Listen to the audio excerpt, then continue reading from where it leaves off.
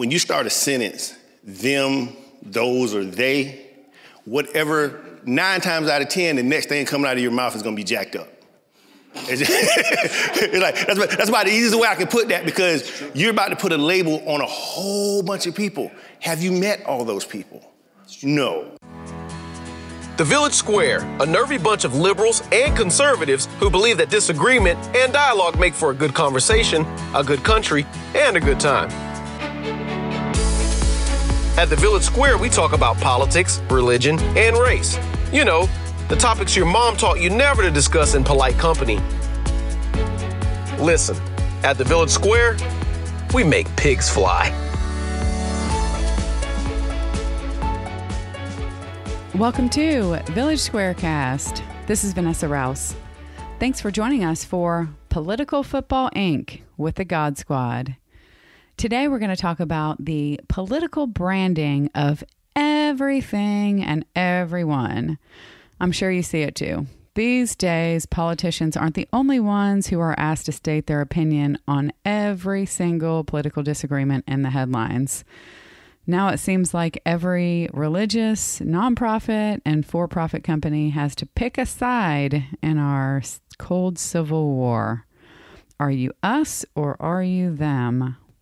So today we're going to explore this phenomenon and ask, is this really good for anyone? And might there be a better way? Facilitating this discussion is God Squad regular, Father Tim Holeda of St. Thomas More Co-Cathedral. Now, before we get started, just a couple quick shout outs. Funding for this podcast series is provided through a grant from Florida Humanities with funds from the National Endowment for the Humanities. Also, the Village Square is a proud member of the Democracy Group, a network of podcasts that examines what's broken in our democracy and how we can work together to fix it. All right, now it's time for me to turn it over to Father Tim Holeda for Political Football Inc. with the God Squad. Here's Father Tim.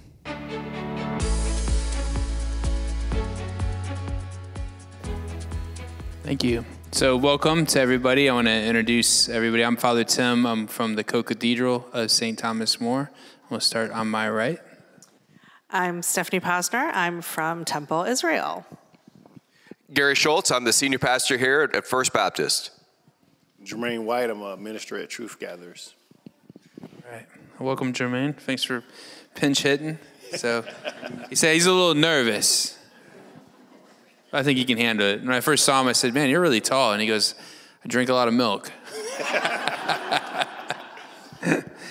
So today we're talking about, I'll be honest, I don't have very clear ideas. I think this is a very interesting topic that it's something that's become more prevalent lately.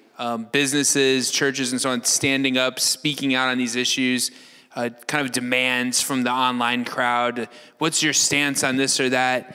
And I think a lot of us, we might think we have a stance, but I'm going to read these couple data points to you. More than half of American workers say they support business leaders speaking out on politics, according to a new survey. So most people in the United States are okay. Like, yes, I think if you ask them the question, do you think businesses should speak out on politics and issues? They say yes, absolutely. But less than 1/3 of Americans support a company's leadership speaking out on politics when leaders are not advocating for a position the worker holds. Right? I think we've heard that before. We've seen that before.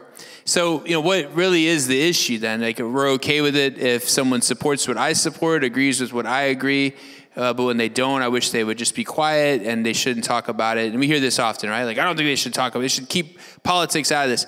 As a minister, I hear this often as the church, keep politics out of church, keep politics out of church.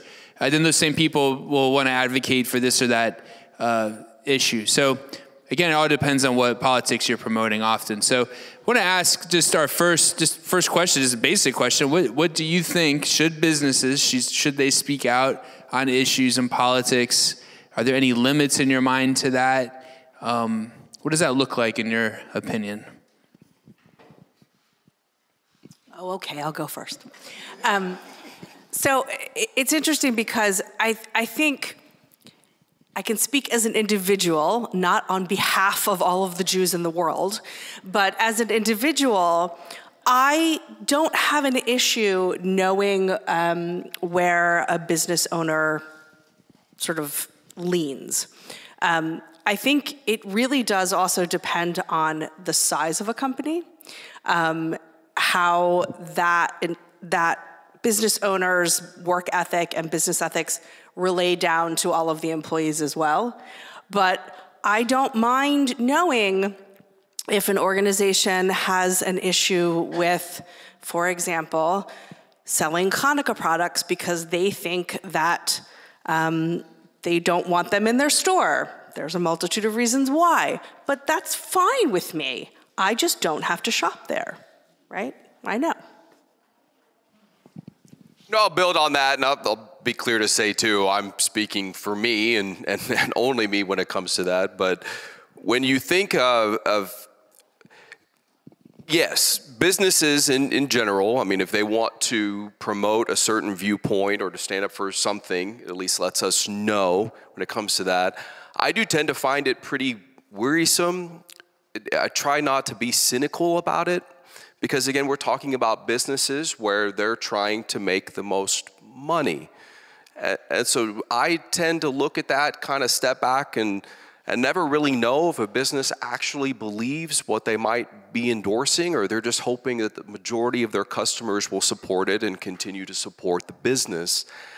And I think it's that kind of in general, lack of trust when it comes to your consumer base and looking at a business that to me is the problem. When everything becomes politicized, and again, you're looking at a business and the main point is to make money, the question always becomes why, and do you really believe this, and why are you doing this? And most of the time, those answers aren't readily available.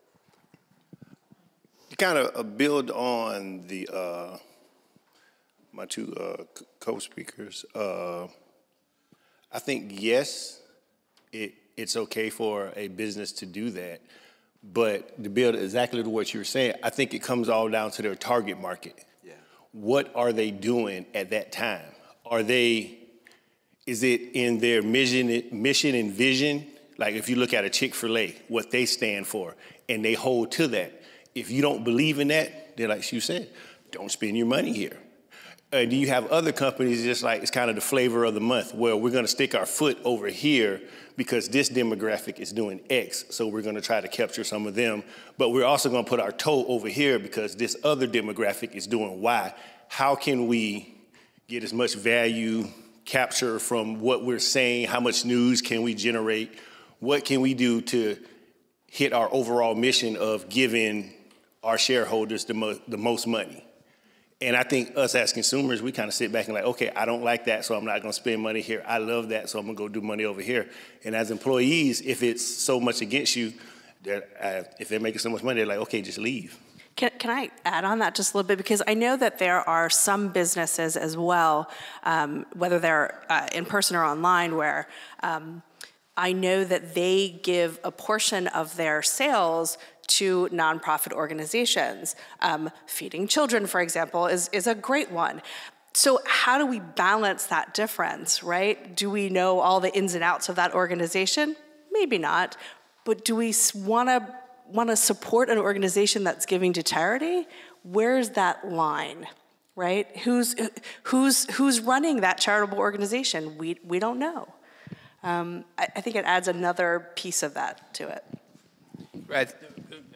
Well, no, and to build on it, I think that's a great point, and to me, again, when you begin to explore that and recognize how particularly larger businesses have their tentacles out in so many different things, which most people are likely, I'm going to agree with some of this, I might not want my money to go over here. It does become very difficult to be consistent to find companies that would completely reflect your values. To kind of put a button on it, if what are we expecting from these companies? We know they're out there to make money, and are we trying to find a company that wholly lines up with our values? I can just look at my house, like literally my house, and I don't think everybody's values line up. So what are we looking for out of the companies, and how are we going to speak with our dollars when it comes to that? And I do think it's going to be a lot of kind of back and forth as they jockey back and forth to see who's here, who's there today and tomorrow. So I think, I'll just weigh in a little bit. I think you run a lot of risk if you're a business owner and you start wading into these sort of issues. Because like Jermaine just said, like when I go to Whataburger, like if you ask me, like, what does the manager or the regional manager of the area Whataburgers think about these particular issues? I don't know, and I don't really want to know because Me neither. I love Whataburger. Yeah, all I want. I agree with that. I just want that bacon cheeseburger. And if I find out that the bacon cheeseburger money is going to something that I have a hard time with or whatever, then I'm not going to want to eat there anymore, or I'm going to feel guilty about it. And I just want to have a bacon cheeseburger. I mean, is that too much to ask, you know? Can I have like one area of my life? But on the other side of that, though, is this kind of expectation that I think can be a good thing, right? That we kind of want ethical practices. So if I found out that perhaps, you know, the farmers that were involved in picking the lettuce that goes on my burger or the tomatoes or any of the products that I'm purchasing, if there's some kind of unethical thing going on, is that important for me to know, right? And do we have a power as a consumer to kind of help force change or bring about more ethical practices in businesses? So in that way, then I kind of do feel, I feel like I'm kind of shirking my responsibility by not knowing. But if I'm perfectly honest with you, I don't want to know. I want to eat, I don't want to know about it. And isn't that where evil finds its place though too, right? That someone can get away. What's that? Yeah. I said that's good. Yeah, I mean, that it's better for me to not know how my shoes were made or how my phone was made or any of that. Like, I don't want to know all of that. And that's better for those who are maybe taking advantage of others, right, to produce something. So this is where I'm saying I don't have it clear. On the one hand, I don't want to know. And on the other hand, I feel like I should. But I'm not going out looking, if you know what I mean. I'm not going to ask Whataburger, see your fields where the lettuce is coming from. I want to see it, right? I want to know. So here's a question. What should businesses do if they get pressured? Because often businesses, they try to mind their own business. They'd rather just sell razor blades or, you know, napkins or whatever it is that they're selling. I think as Jermaine said, they're looking to make a profit. That's their purpose.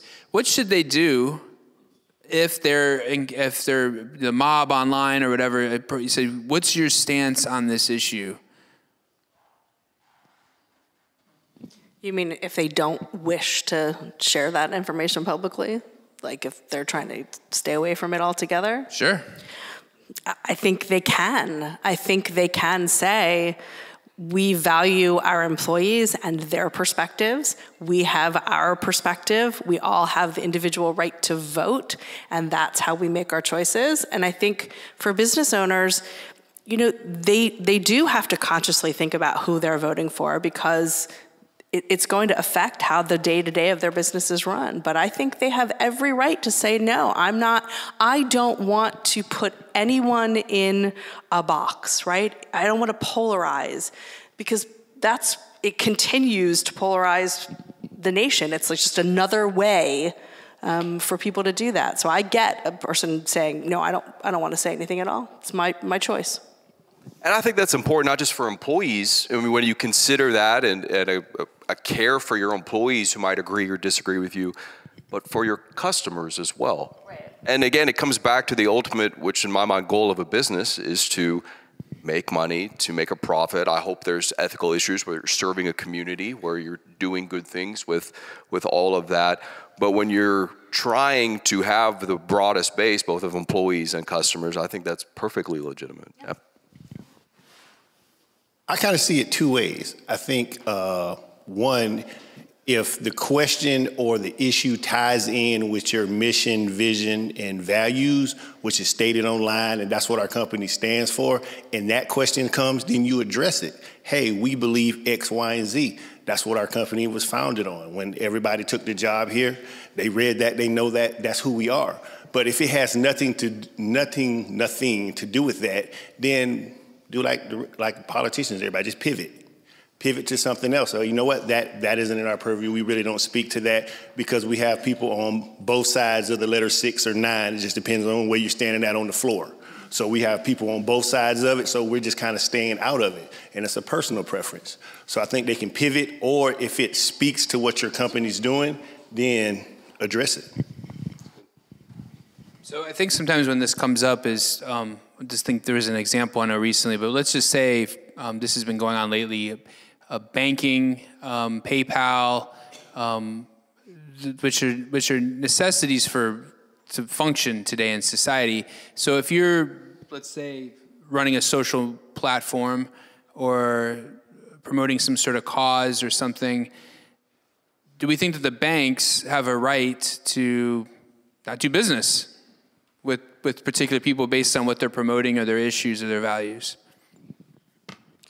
I certainly don't have an issue with a bank choosing to not do business with nations of ISIS. I think if there's a terrorist organization that wants to put money in a bank, I wouldn't want to bank with them, and I probably would want to know that they're investing my funds with a terrorist organization. I think there's a recognition that there are things that we would want to say, yes, you should not support. Finding that line, however, and recognizing that almost no one is going to agree where that line is what makes that very difficult.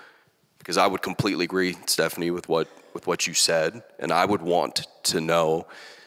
And yet there are going to be different people who draw that line at different places. And I think we have to be very, very careful about that. Air quotations. Okay, so being an officer of JPMorgan Chase Bank, in answering this question, I'm going to answer it from my standpoint, but also just kind of put some of the things out there. When it comes to terrorism and different things like that, banks can't do business with them. Like, that's federal law. It's like, and we go through all the Patriot Act and all these different acts are put there to catch you when you're doing that. But there's another thing that banks have, and you step outside of JPMorgan, Regions, or any other local bank, it's a reputational risk. Like, do you really want to be associated with a company that does X? It could be just, I don't mean the church, but it could be X marked to, like, even because everybody have problem with all the signs and everything like that. So looking at a business like that, it's a legitimate business. There's a demographic of people who go there, but do I really want that to be associated with my bank and my brand? Does that match up with, like I said before, our mission, vision, and values? It's like, is that our target market? And then I think, once again, it comes to dollars and cents. The bank's going to look at it like, okay, this population is doing X, and this is who we're going after, and this population is doing Y. We don't want to deal with Y. So for reputational risk, we're not going to do that loan. We don't want to bank those industries. Those are high risk industries. And then when it comes to terrorists, drugs, or anything that's like that, because True Leaf and the companies like that, you can't bank them because it's a federal crime. We can't be a part of a crime. Right. So you stay away from all those things. I hope that kind of helped with. That's good. That's good. A little bit of an educational piece. So I think, yeah. So the question is how these laws are formed too. And I'm not for allowing terrorists to bank with your company or whatever. I'm trying to point out the difficulty in, let's say, Twitter, for example, recently purchased by Elon Musk, and immediately started receiving threats from Europe that if certain things were on their platform, they would be banned in their countries and so on. So on the one side, people would cry out, well, what about free speech? The other side would say, well, this is a danger to our society. So I don't, and I think Gary, you said, there's a line that's drawn, and it's not just banking, it's in anything. There's a lot of, people can effectively use their commerce, their economies, their business, what they offer, their services, to kind of shut down a particular movement or lend support to it, and sometimes at the risk of losing their consumers. So this is, like, to me, a very interesting thing, right? Like, and we've talked about this in another Village Square event several years ago. Where does the line be drawn between personal freedom and rights, right? Where does a business have a right to deny service, and when does someone have a right to that person's providing that service? This is a challenging thing. Does anyone have any comments or thoughts on that? Make you think a little bit? It is a tough line. And, you know, I don't know necessarily about the businesses and deciding not to serve people. I mean, when it comes to something like Twitter or Facebook or Instagram, some of the things that are showing up on those platforms are showing up as paid advertisements. They don't necessarily do a great job always of tracking. I know we think our phones hear everything we do. Mine shows up all kinds of weird stuff that I've even just thought about. But I think the difference is that those are showing up in our face. We don't get the choice to say, I want to see this advertisement about, you know, I'm trying to be not polarizing, but a specific candidate, for example, a political candidate that I don't agree with. If I purchase a newspaper, I am consciously purchasing a newspaper knowing that that article may be in there. But if I'm on my personal feed and the people that I follow are not political and a political statement comes up in front of me, I think that crosses the line because I haven't chosen to follow anybody in that realm. Does that make sense? Yes, maybe? And also, I find that extremely annoying when you're on social media and when those kind of things happen. But I'll also go back to use a social media platform is to engage in something that I don't have to use. Right. And you're doing it according to the owner and the employees and the way that that's being run. And even by getting on those platforms, you are, in a sense, tacitly at least accepting those terms of engagement. And I don't know that there's a good way, that there should be a way around that. I mean, I think if it's their platform, and again, that's not a public good. So to me, I see something like Twitter is very different than the banking industry, where businesses and individuals essentially are required to use that in order to engage in society. As much as we may feel that way, we don't need to be on Twitter or TikTok. And I feel like, specifically with Twitter, it seems to be the platform for controversial folks to really hit their points across and do some damage. I find it, I'm actually not on Twitter anymore because of that. I find it pretty disturbing. Not to sound like the teacher up here, but I got a master's in digital marketing, and I'm about to get another one from FSU in business analytics. And all of those tie in to exactly what we're talking about. So a lot of what comes up in your feed, it used to be it's like something else you clicked on, and it's an algorithm. Right. The algorithms track all of those different things. So, or somebody you're connected to, there's a connection somewhere, and now it is with the voice data recognition. It's so much information they can't do anything with it. So when they're data mining it, so when that information is coming out, and when you do talk, it is coming up in your feed. It's like the not clickback. I can't even think of the term right. Anyway, the recalling. But what about when you think? I mean, I literally, it's creepy. I literally thought of something briefly, and it popped up on my. Come on now. That's the point. It's like all the information with the analytics, it knows you better than you know yourself. And then when you play all those different games, all the cookies and all that stuff is building a model of you that knows what you're gonna buy before you buy it. It's like the best one, and I'm gonna get off this point, it's diapers and beers. It's like, that's one of the biggest things in analytics. Who knew those two things went together until somebody went to put it in and the computer kicked it out? When men would go to buy diapers, when the wife sent them to buy diapers, I mean, they would get beer. It's like, so it's like so grocery stores are set up to find that kind of thing. So all of that plays into those. So when we get online and we look at something, things you're not even thinking about, but if you buy this item, then you're gonna need this. If you buy this item, you're gonna need this. So all these things are coming up. So if you're looking at this topic, this politician might have said something about it, and you know this person, so it's pulling that web together and it's dropping them in front of you, and it's something to make you. So because I have friends of all different faiths, this is the funny one, is I sometimes get advertisements from different churches about how I can be saved. And I mean, I'm Jewish. So it's, and I fully respect my Christian friends, my Muslim friends. Like, I get it. Like, but it's just why? Like, I don't want to see that stuff. So maybe I just need to not be on social media. But this is a whole nother conversation. Hold on. Oh, yeah. Let me tell you something. Let me tell you something.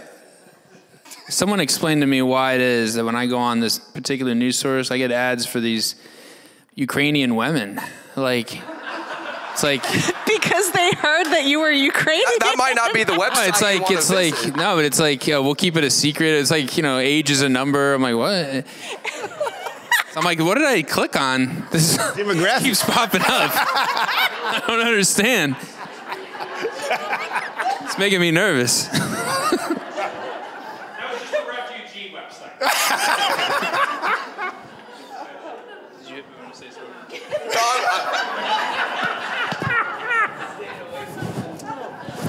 I think some of what I see is proximity to FSU. I'm guessing. I don't know. So we don't have a lot of time for this, but I want to ask this question. When this spills over to your congregation, I know we talked about this a few months ago a little bit, but what do you do and how do you handle it in your congregation when you're pressured by people to take a particular stance, or how do you handle it when your own faith in your mind dictates a particular stance and people in your congregation disagree, or there's just a lot of diversity of opinion? I mean, how do you manage this as a leader in your community? So this past week, the science journal Nature published an op-ed where they talked through a recent survey that was just released on the impact of their endorsement of Joe Biden in the 2020 election. And what that survey demonstrated was that it really led the majority of people to trust the science journal Nature less because they made that endorsement. And that makes sense when we think about it, in the sense of particularly those who disagreed with that endorsement. But even among some of those who would agree with the endorsement, found it troubling that a science journal would make that endorsement. So the op-ed talks through why they thought it was necessary and essentially says whether you agree or not in what we believe are extreme cases, we thought it was necessary to do this, and essentially we would do it again. And now I would probably be more on the side of, I'm not sure that's where a science journal needs to go.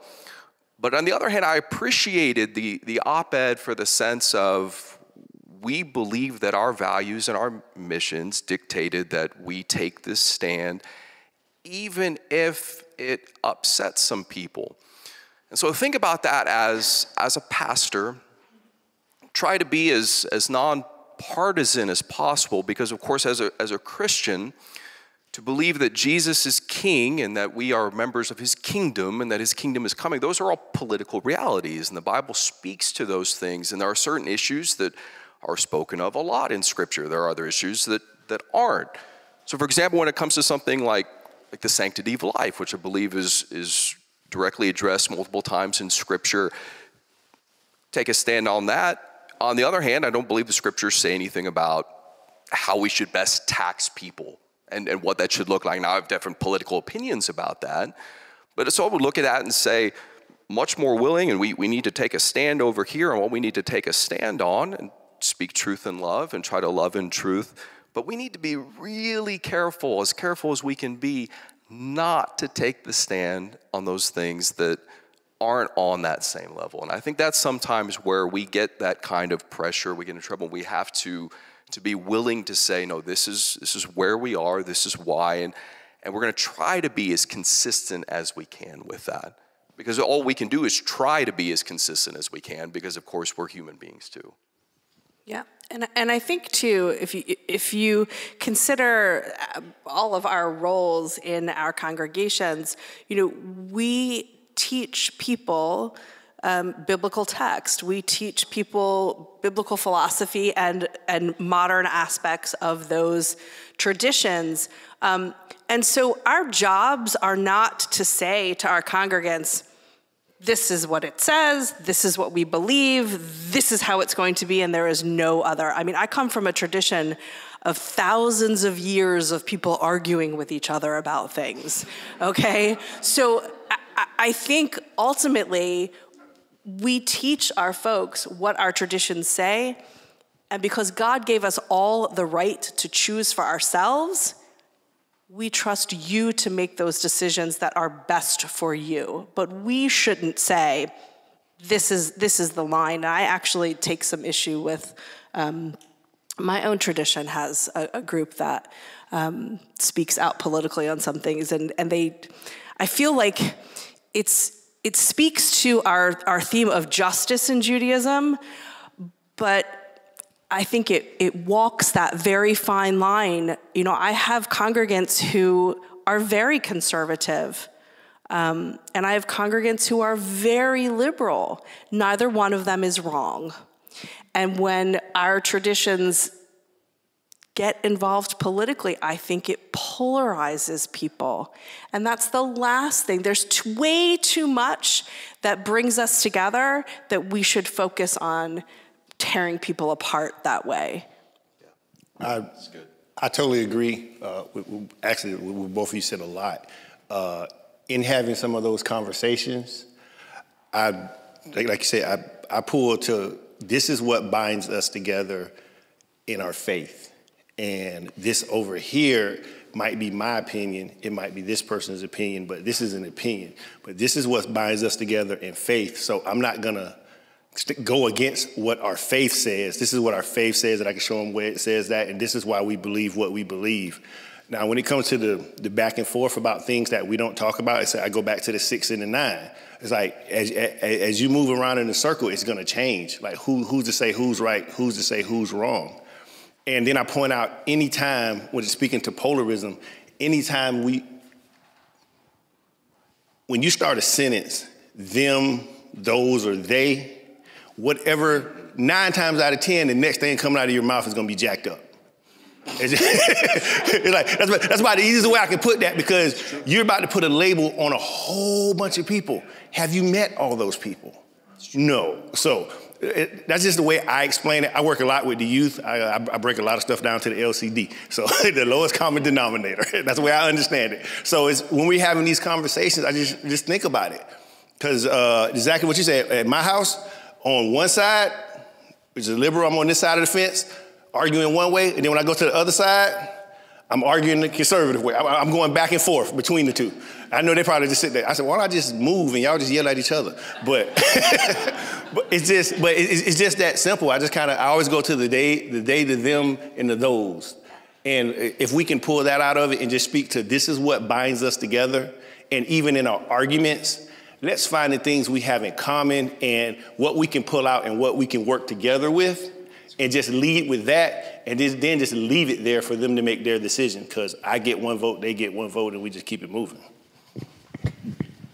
So I think, thank you for all those insights. Those are good. I think you can see this is a complicated thing, right? Can we agree? It's not very obvious, the answers sometimes. We want to take time now to open it up for any questions or thoughts from our group.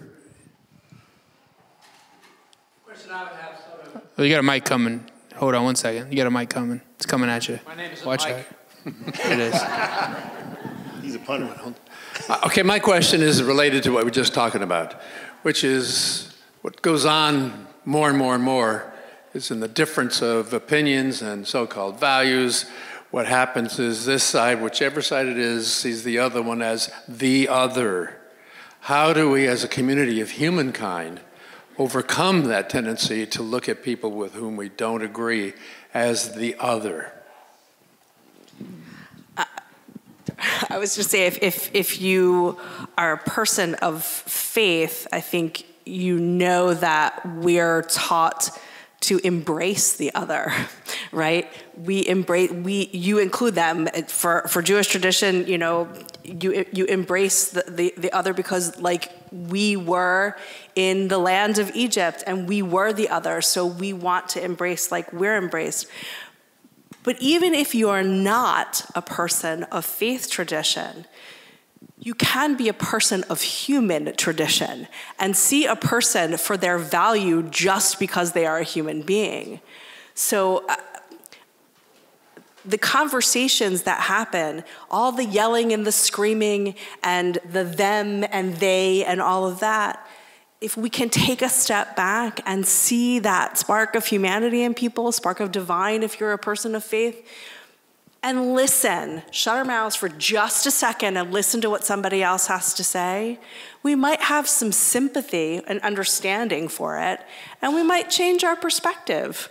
I love talking to people who are on the other side of the political spectrum from me. I love talking to my friends from other faith traditions because I want to know what other people think.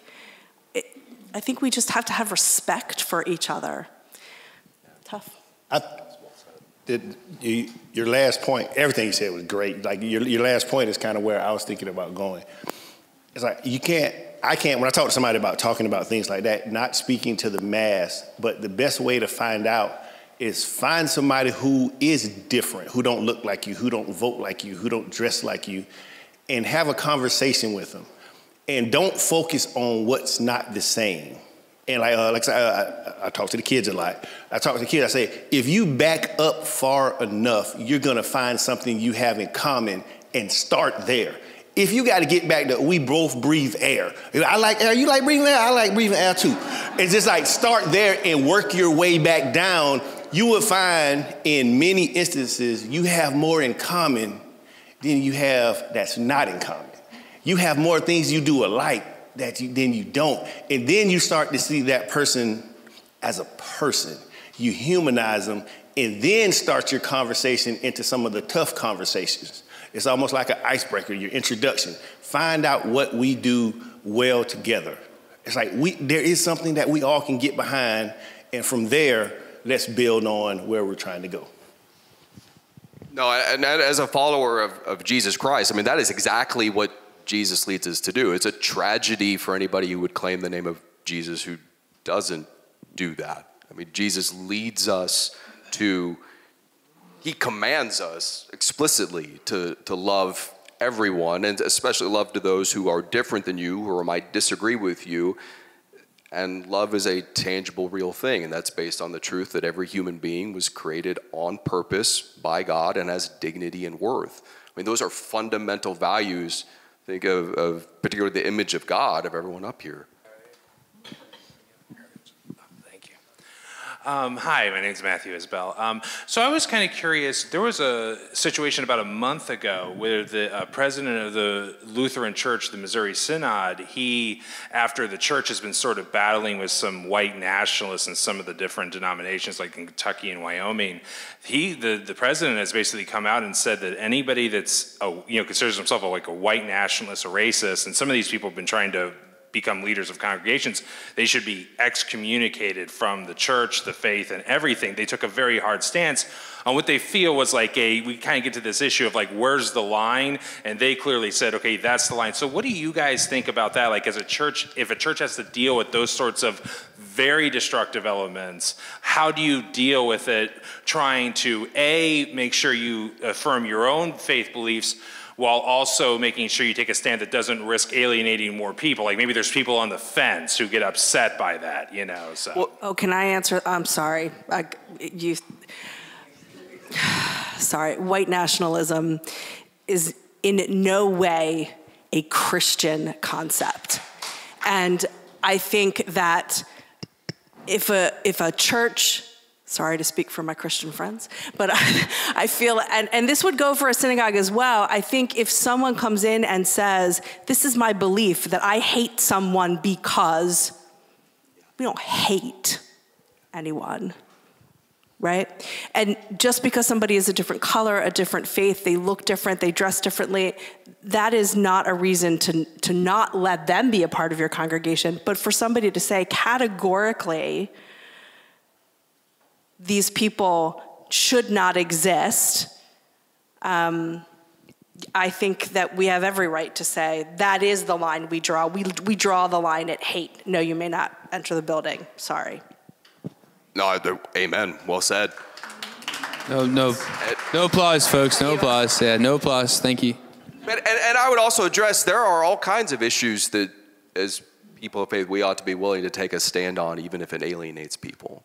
And that is certainly one of them. So I'll answer this in my own way, I guess. Jesus, I'm a Christian, I'm a Catholic. Jesus wasn't just a nice guy. You don't crucify Mr. Rogers. I don't think anyone ever wanted to kill him. And I love Mr. Rogers. That's not a knock on him, but I don't think anyone was wanting him to shut up or we'll kill you. So Jesus wasn't just like a friendly guy who just goes around approving everything.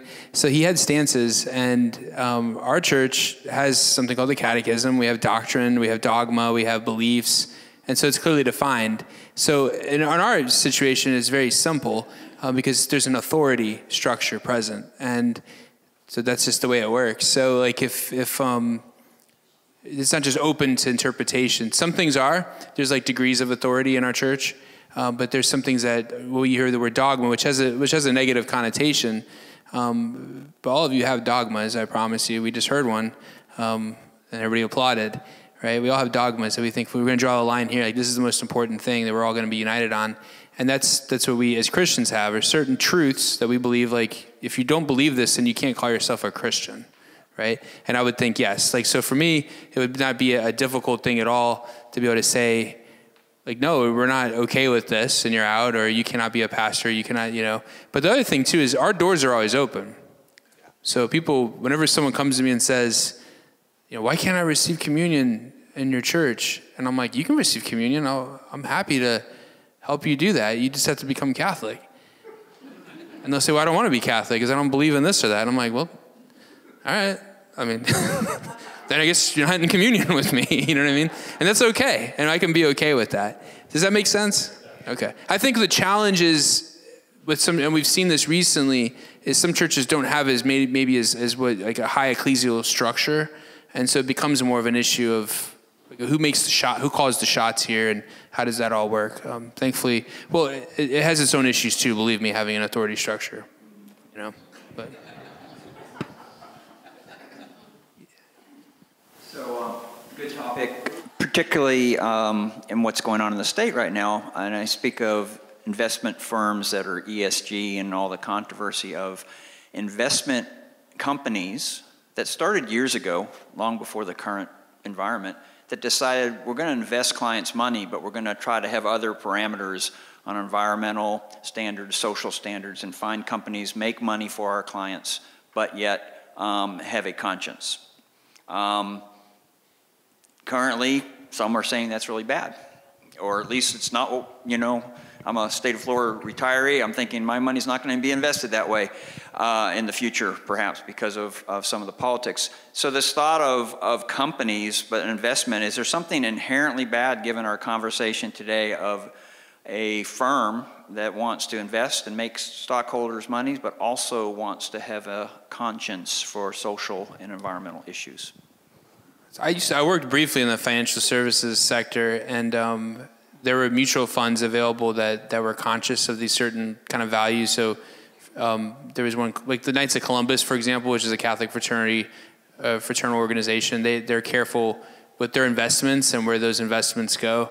There was one that was called Ave Maria Funds that was trying to invest in a Catholic-friendly way or something like that. Like, I don't see anything wrong with that. Of course, no one's imposing that on anybody either. Like, people can choose, and that may not be a better return. I don't know. I didn't follow up on it, but I think our friend from the banking industry here might have more to say about it. But I don't think there's anything wrong with it. But I think this is the question, right? Like, so I think our governor, and it's not just our governor, but other people are saying, okay, where is this money, this public money, being invested in, and and trying to keep an eye on that. This is, in a certain sense, no different than what you might be trying to do and what you might want to, where your dollars to go. And I think it's challenging, because who decides, right? Who decides where it goes? I think this is, I don't think any of us have an answer to that. If you do, I'd love to hear it. All right, Jermaine. I'm going to respectfully punt on that one, but I will say this. With anything, you as a consumer, you as a person being able to make choices, When you have your money, your dollars, you can choose where they go. It might be something over here that's better, that might get you more of a return. But if you feel strongly about something, you might go over here. And just to go back to Chick-fil-A, they have a line wrapped around the building 2 or 3 times. McDonald's has nobody in the drive-thru. It's like, that's really breaking it down, but it's almost the same thing, not just for what you're saying, but just in anything, us as consumers. And once enough people pull away from anything, any for-profit company or anything is gonna have to make changes or go out of business. So I think that's, if you wanna drive change, you vote with your dollars more than anything else. Even with voting, if you stop giving certain people money, they're gonna change if you start to sway back and forth with where your dollars are going. It's like you vote with your wallet, but I can't really get into what you're saying. But I was gonna just say, like, if you're talking about for like the state and how the state is investing your funds, so just bigger picture, the planet we live on is dying, and we continue to kill it. And so sometimes it's gonna take a mass decision to help make that change. I'll give you an example. Who here doesn't like the fact that you can't smoke in public? Interesting. But that was, for some people, that was a real tough thing. You can't tell me where I can smoke a cigarette. You can't tell me that I can't buy cigarettes without taxing it out. You know, it's very expensive to buy a pack of cigarettes. And thank goodness, more and more people are not smoking. So I think if more and more people are put in a position where they have to learn about how their funds can help save the planet, perhaps they'll think twice. My name is Tom Taylor, and I'm going to start with this idea of prayer and the conflicting messages. There are things in the Bible. Well, first of all, the Bible doesn't say anything about gun control. But there are things I can read in the Bible that support an eye for an eye, a tooth for a tooth, and loving our neighbors, and thou shalt not kill. You know, but I got to figure that out. And just like I have to do that in my head, we need to do that in this room and in our community and our legislature. And it's not just, and I heard is very important, I think it's significant but not sufficient, that we find common ground. But then and then there's some differences. And do we just go, well, I agree to disagree, but that doesn't really help us grow in our faith and grow in our quality of life. What we need to do is to deeply listen and reframe the challenge and do kind of problem solving. It's like that prayer that we're doing in our own head, we're doing it in our community. And so how is it that we can get beyond the common ground, agree to disagree, to find ways to move forward on these really tough issues? I think it's difficult. I think part of the issue is in our society we don't have, and I'm not saying I'm just saying this is a difficulty. There isn't like a set of values that we all can. I mean, they change all the time. I mean, the only ones that are enshrined in law, I guess you can find. I mean, we would say the Declaration of Independence, but that's not even law, really. It's just the Declaration of Independence. Life, liberty, pursuit of happiness. But those are pretty vague, right? When you get down to the concrete. So I think that's part of the challenge. Is law is a reflection of value. It's a manifestation of value, right? If we have, for example, a law that says you can't, every student must go to school, and if you don't, then you're negligent and you can go to jail for that. If you're a parent, you don't educate your children. That's a value, right? We believe education's good and everyone should have it and so on. Well, where is the government being informed by its values? So where do we look to, where does the government look to for its values? It's ultimately a reflection of us. And so this is the challenge. Like, how do we find common ground? Like, there's going to be these debates and arguments forever, right? But we don't, there's part of the challenge here is that we don't have this trump card that we could play. Sorry to offend anybody by using that name. But But we don't have this card that we can just throw down and say, I win no matter what. This is always, it's not that easy. Even if most of us here, I think there's some values we could all agree on right here in this room. But travel overseas, that may not be the case. So should we impose our values on them? So it's just silly when people say things like the politicians especially, like, well, I don't want to impose my values on other people. That's what they do. That's what politics is. It's power. It's power. So I don't know. Answer your question, how do we get beyond it? I don't know. You all agree with me. How about that? Do whatever I say. But I would say as a pastor, looking at my church, I want to try to help people to follow Jesus, to understand who he is, to understand the scriptures that he gave us, and to come together around that. I mean, that's my sphere of influence as a pastor, my primary sphere of influence in looking at that.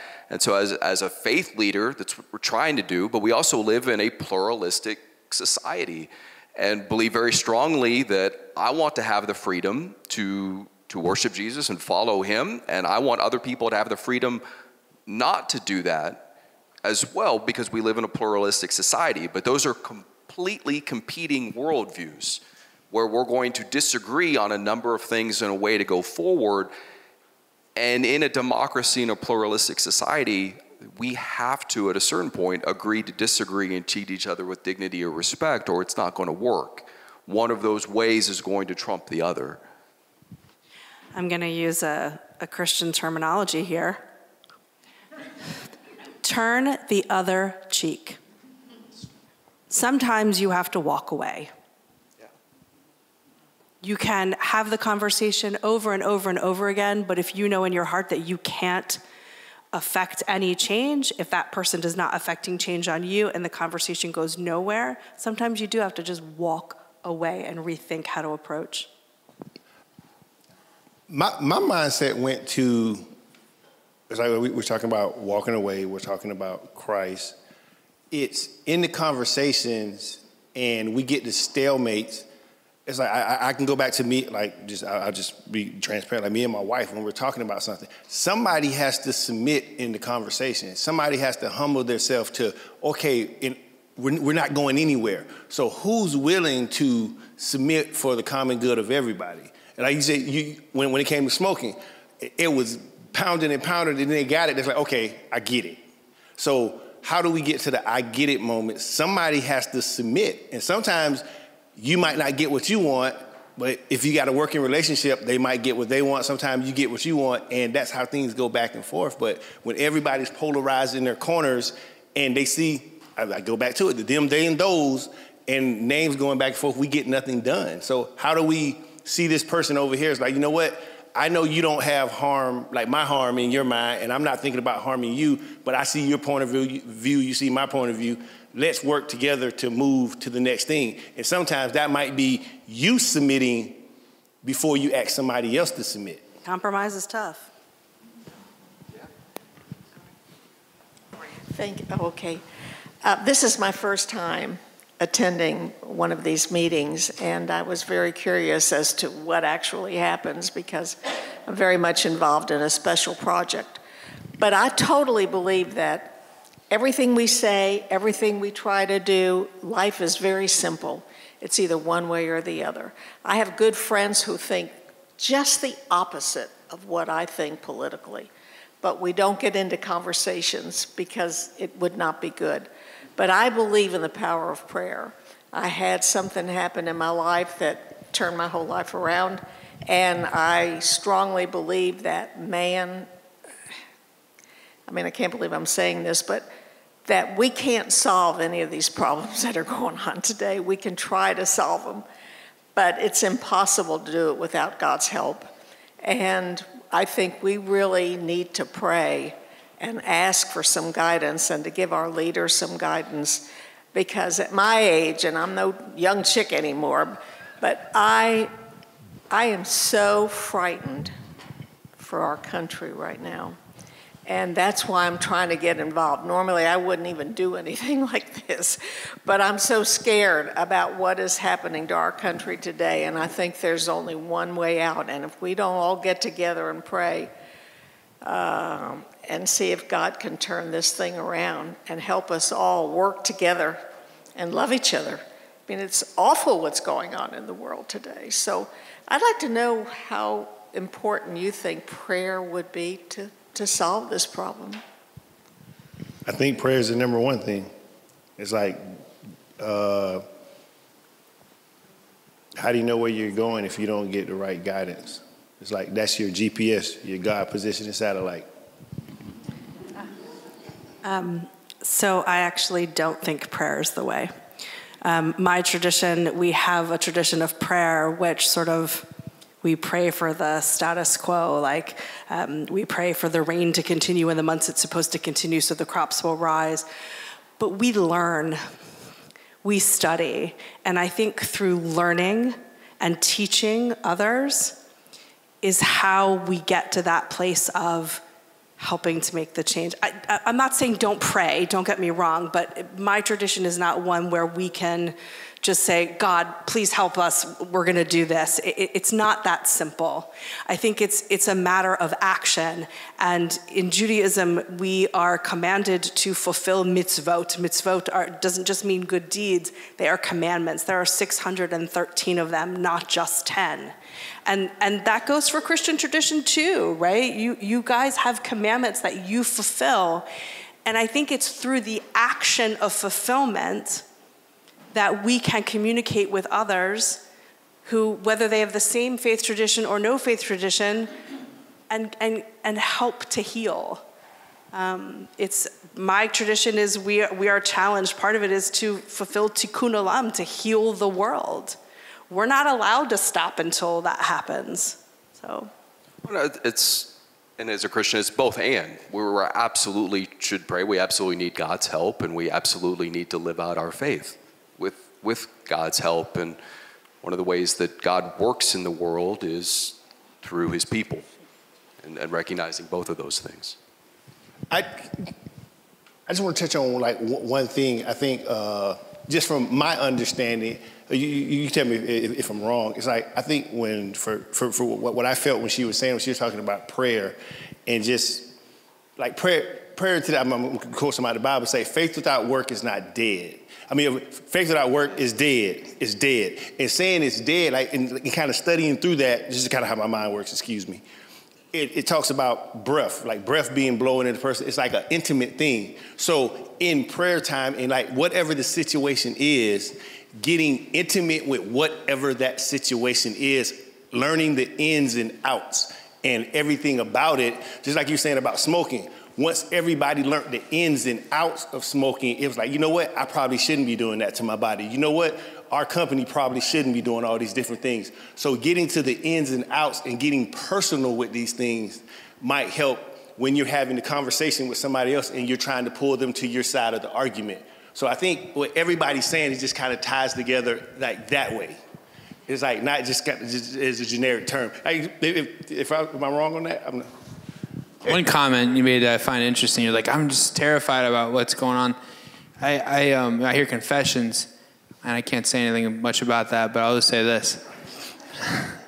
If you give me a couple bucks, I might share. Then I'm just. I hear people say something similar, let's just say in the confessional, like, I am just so worried about what's going on in the country, the left and what they're doing, the leftists and blah, blah, blah. And then like the next person, I'm so worried about what's going on in the country, the right and what they're doing. And it's comical to me because I'm like, they're both afraid of each other, you know?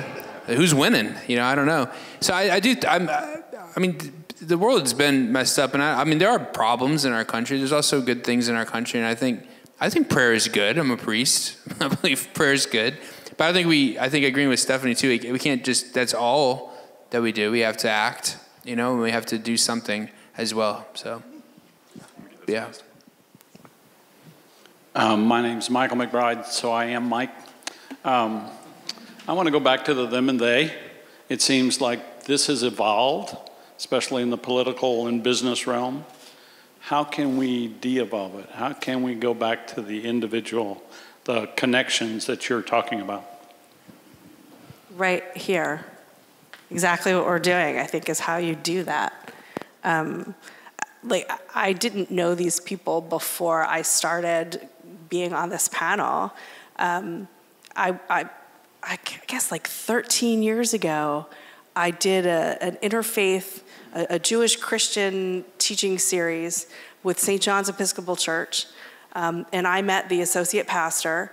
And next week, I'm headed to Boston to go hang out with my bestie, who is an Episcopal priest, right? She doesn't live here anymore, but we're still friends and we still talk. We had dinner with you the other night. I just met Jermaine. Like, these conversations have to just happen. You have to come to things like this. So I encourage you, next year, next season, bring a friend. Bring somebody who maybe doesn't agree with you politically or religiously, but invite somebody to come with you, because this is how change is made. This is how friendships build and relationships build. And that's how we change the world, I think. I think part of the problem with all this is social media. I mean, I agree. 30 years ago, I don't know what McDonald's thought about this or that issue, but now everyone's got a platform, like everybody. I don't know if that's a good thing. It isn't. Again, it's just ambiguous, right? Like everybody thinks their opinion's important and so on, and it's not, And but I don't want to say like people shouldn't share their opinions either, right? So it's kind of a mess we find ourselves in, where we have a religious community that works in our parish. They didn't have cell phones for a long time, and they have this simplicity of life promise that they make.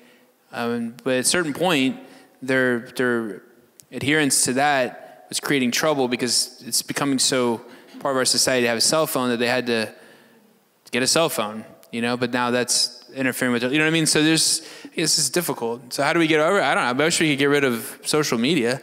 I don't see that happening anytime soon, but I feel like that's kind of contributed to this problem. It's contributed to a lot of problems, but realistically, we're not going to stop. We're all addicts, so we might as well just, I don't know. But to even build on that, I mean, we're embodied people. And that means in order to know one another, we have to see one another. We have to spend time together. We have to speak, hear words. We have to love. We have to humble ourselves when it comes to that. And increasingly, we live in a culture where we separate our presence from our words and our ideas, and it does lead to that. And so we have to consciously be around, develop relationships, love other actual people, and allow them to get to know us. And that's why we're all happy that you're here. Go ahead. I was going to do what you're doing, but go ahead. Thank you all for being here. And thank you to all of you. Thank you. Thank you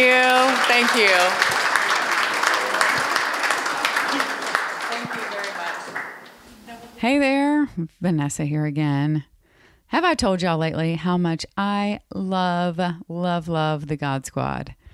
I just think these folks could solve all our problems if we cleared some space for this bridging approach instead of being us versus them all the time. And that doesn't mean that we have to agree, you guys. Our goal is to disagree and still keep talking. All right, here are a couple of my favorite moments from this program. I loved Stefanie's banking/terrorist example to show us that there is probably a line somewhere that we don't want to cross. And then Gary built on that by complicating the narrative, one of our favorite things. He complicated the narrative away from binary choices of left and right, and instead he talked about there being a continuum where people fall at different points on a line. And of course, our spot on the line can and probably does vary by issue. I think that is so important to remember in these divisive times when the professional polarizers are trying to make us think that half of America is evil and holds one set of positions altogether, all of them together, one set of positions. That's just not reality. And when we complicate the narrative, we can find that out. So let's all try to reject binary thinking. It's killing America. All right, so my other favorite moment was Father Tim talking about being conflicted on this topic in general. He talked about how sometimes he doesn't want to know. He just wants to eat a hamburger. But then he also feels it's his responsibility to know. I found his honesty comforting and oh so human, and I definitely relate to that. This left me thinking about how we each have our top issues where we likely won't choose to look the other way.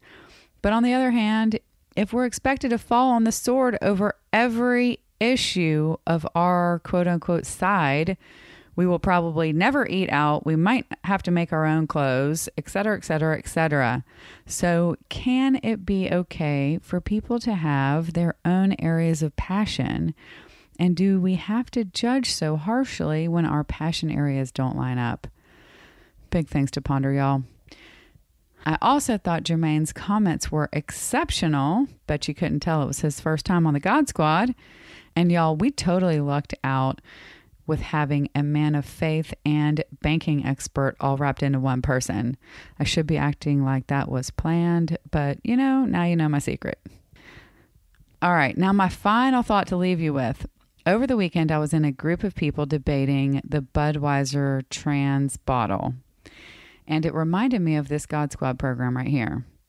Well, the primary opinion of this group of conservative-leaning folks, I would say, if I had to guess, was that it was a dumb move on Budweiser's part because of the backlash from their primary market.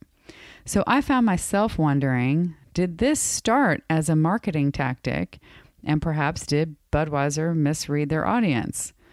Or did they take a progressive stance because they felt it was the right thing to do? And then that led me to another thought. If we knew the answer to that question, does it change how we feel about the issue in general? I'm just going to leave that right there for y'all to think about. I find all of this fascinating. All right, please consider joining our members in supporting this important programming. You can become a member for just $7 a month or $76 a year, and your business can join for $250. Go to villagesquare.us/donate to join today. While you're there, sign up for our newsletter to stay up to date with everything happening at the Village Square. Go to villagesquare.us and scroll to the bottom for the sign-up box. Funding for this program was provided through a grant from Florida Humanities with funds from the National Endowment for the Humanities. Check out Florida Humanities online at floridahumanities.org. The Village Square is a proud member of the Democracy Group, a network of podcasts that examines what's broken in our democracy and how we can work together to fix it. Check them out for more great shows like this one. We appreciate you listening to Political Football Inc. with the God Squad. Until next time, we challenge you to reach out with an open heart and mind to someone who doesn't look or think like you. It changes everything. We'll talk to you soon, and thanks so much for listening to Village SquareCast.